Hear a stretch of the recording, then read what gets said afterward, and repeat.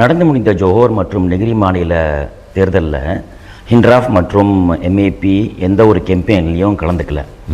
அதே வேளையில் உங்களுக்கு எந்த ஒரு சீட்டும் கொடுக்கப்படலை. ஆனால் பொதுவாகவே இந்திய சமூகம் என்ன எதிர்பார்க்குதுன்னு சொன்னால், ஹிண்ட்ராஃப் அல்லது எம்ஏபி, குறிப்பாக நீங்கள் அரசாங்கத்துக்கு மறுபடியும் வரணும் என்ற எண்ணத்தை மக்கள் கொண்டிருக்கிறாங்க. இப்போ கேள்வி என்னன்னு சொன்னால், பொதுவாகவே ஹிண்ட்ராஃப்லேருந்து பிரிந்த கட்சிகளுக்கும் எம்ஐசியிலிருந்து பிரிந்த கட்சிகளுக்கும் சீட் கொடுத்துருக்குறாங்க. ஆனால் உங்களுக்கு எந்த ஒரு சீட்டும் கொடுக்கப்படலை. இப்போ இது கொடுக்காததுக்கு என்ன காரணம்? ஏன் உங்களை இந்த பிரிகத்தான நேஷனலாக இருக்கட்டும், அல்லது பரிசா நேஷனலாக இருக்கும், அல்லது பிஹெச்ஆ இருக்கட்டும், உங்களுக்கு ஒரு சீட்டு கொடுக்கறதுக்கு ரொம்ப பயப்படுறாங்க, ரொம்ப தயங்குறாங்க? என்ன காரணம்? இதுக்கு முக்கியமான காரணம் என்னன்னு சொன்னாக்கா, இந்த கட்சிங்களுக்கு, அதாவது பக்கத்தான், பரிசான், பிரிகத்தான், இவங்க தான் மெயின் 3 கூட்டணியில், இவங்க தான் 3 மெயின் கூட்டணியாக இருக்காங்க.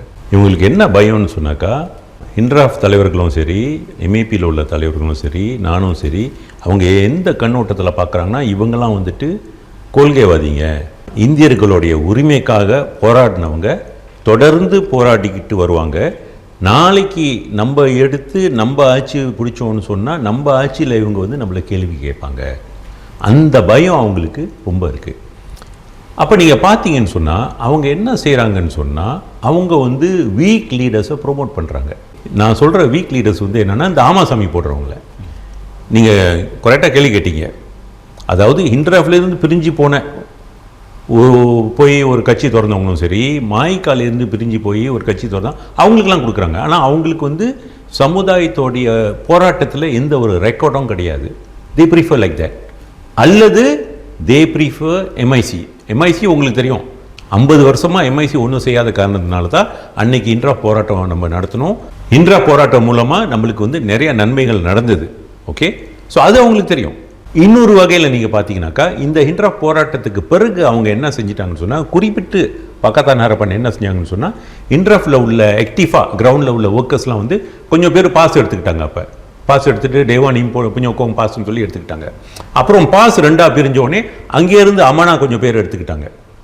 அதே மாதிரி தான் பிகேஆர் கட்சிக்காரவங்க என்ன செஞ்சிட்டாங்கன்னு சொன்னால், நம்ம தலைமைத்துவத்தில் இருந்தவங்க, நம்ம ஹிண்ட்ராஃபில் ரொம்ப உதவி செஞ்சவங்களாம் அவங்க எடுத்துகிட்டு அவங்களுக்கு பதவி கொடுத்து அப்படியே வச்சுருக்காங்க. ஸோ அவங்களுக்கு என்ன வேணும்னு சொன்னால், கேள்வி கேட்காத ஒரு தலைமைத்துவம்.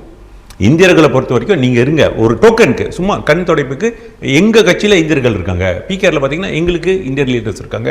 டிஏபி எடுத்திங்கன்னா டிஏபிலையும் நிறைய பேர் போய் சேர்ந்தாங்க. டிஏபிலையும் இந்த பாருங்க எங்களுக்கு இந்திய தலைவர்கள் இருக்காங்க, இது போதும். அந்தாண்ட பரிசான் எம்ஐசி வச்சு இன்னமும் அவங்க படம் காட்டிக்கிட்டு இருக்காங்க. அந்தாண்ட பிரிகத்தான் நேஷனல் நீங்கள் பார்த்தீங்கன்னா அவங்களும் என்ன செஞ்சாங்கன்னா, நம்ம அப்போவே கேட்டோம், 2021 நம்ம கேட்டோம் கூட்டணி ஆகிறதுக்கு. அப்போ அவங்க சொன்னாங்க ஓகே இருங்க, நம்ம 2-3 பிரச்சனையை சால்வ் பண்ணுறோன்னு. அப்புறம் அவங்களும் நம்மளை எடுக்கல, வேற ஒரு கட்சி எடுத்துக்கிட்டாங்க. அப்போ என்னுடைய கணிப்பில் நல்லா ஆராய்ச்சி பண்ணி பார்த்தா, they don't want Indian leadership. இந்தியர்களுடைய தலைமைத்துவம் கொண்ட ஒரு தலைவர்கள் குரூப் வேண்டாம் அவங்களுக்கு.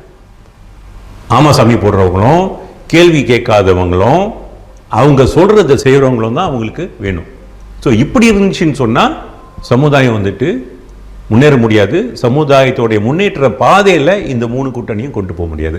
அதனால தான் நம்ம திருப்பி இன்சிஸ்ட் பண்ணிக்கிட்டு இருக்கோம், எம்ஐபி தலைமைத்துவம் இருக்கணும். எந்த ஒரு கூட்டணியாக இருந்தாலும் சொல்லி எம்ஐபி உடைய தலைமைத்துவம் இருக்கணும்.